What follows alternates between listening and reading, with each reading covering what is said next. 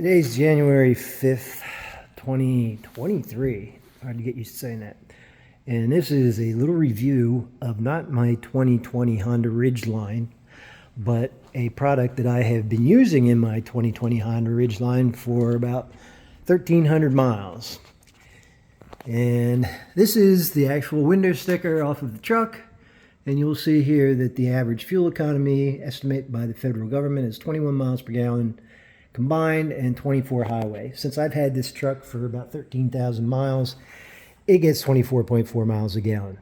The last time I reset my trip odometer, it got 24.4 miles a gallon over the course of 5,117 miles. I've never seen more than 24.7 on an average tank, and I look at this stuff all the time. And the highest I ever saw on one tank was 25.1, and it happened to be a trip we were in West Virginia, and it seemed we were driving downhill more than we were driving up. This truck gets 24.4 miles to the gallon. My wife and I just took it to Hot Springs, Arkansas from Lancaster, Pennsylvania. We spent 10 days out on the road. And I started using the MPGXTREME premium caps. And the caps in the little red package with the black and red package with the 5 caps will treat between 11 and 20 gallons of either gas or diesel. And the one on the blue is designed for commercial vehicles. It is ULSD compliant, which means it's formulated to comply with U.S. federal low sulfur requirements for use in diesel motor vehicles and non-road engines. So they always say the proof is in the pudding. So here is what I got over the course of 1,246 miles, average of 27.1 miles per gallon. That's up from 24.4. And you're probably going, well, it's further from Lancaster to Hot Springs and back, and there's a reason for that. The trip down, we were driving through the winter storm Elliott. We were driving into 40 and 50 mile an hour winds, and the other part of it is that the manufacturer and people who have experience with this say that it takes 5 or 6 tankfuls before you start to see your true savings, and that was absolutely true in this case. My first day driving this, I drove about 35-40 miles, and it was showing me 34 miles to the gallon. But then it went down, and it continued to go down. And the first tank, I had an average of 19.6 miles a gallon. But something was obviously going on, so I decided to keep feeding these tablets into the truck to see what happened. So my next tank, I got 23.9. And I'm like, all right, well, that's pretty close to normal. But then the next couple days, we were driving through Storm Elliott. We got 20.4 and 19.7, so I figured I had to discount that because of the weather and the conditions we were in. Then the next tank, we got 19.9. The next tank, we got 20.5. And that's where it started to get interesting. I had reset the odometer at that point, and that's where we got into this 1,246 miles.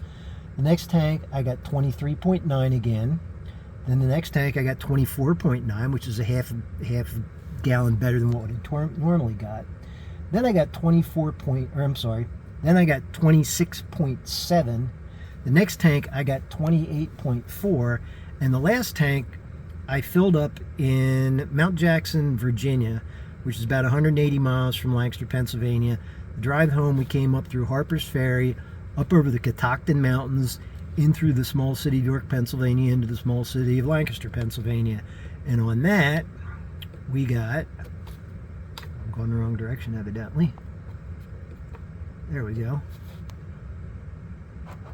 29.8 miles to the gallon. Now, obviously, I have not run through the entire tank. I have about almost 3/4 of a tank of fuel left. But 29.8 miles to the gallon compared to 24.4 miles to the gallon is an increase of 22.13%, which is pretty substantial. And even if you discount this tank as a fluke, going to the overall trip of the 1,200 miles, that's an improvement of 11.06%. It's hard to discount that. And as far as my background is concerned, as far as cars and trucks and motorcycles and so on and so forth are concerned, started riding motorcycles when I was 7. I've been riding for 55 years. I started racing sports cars when I was 16 years old. I competed in the National Pro Rally Championship, and I have my commercial driver's license. I was also in the car business for 20 years. I have seen more fuel additives, treatments, magic pills, potions to improve car performance. This is the first one that I've ever seen that, in somewhat limited experience, has shown any benefit. So I'm going to continue monitoring this, and as things go on, I may post more videos, but I thought people might be interested in seeing something where the claims that are being made by the manufacturer actually seem to be realistic.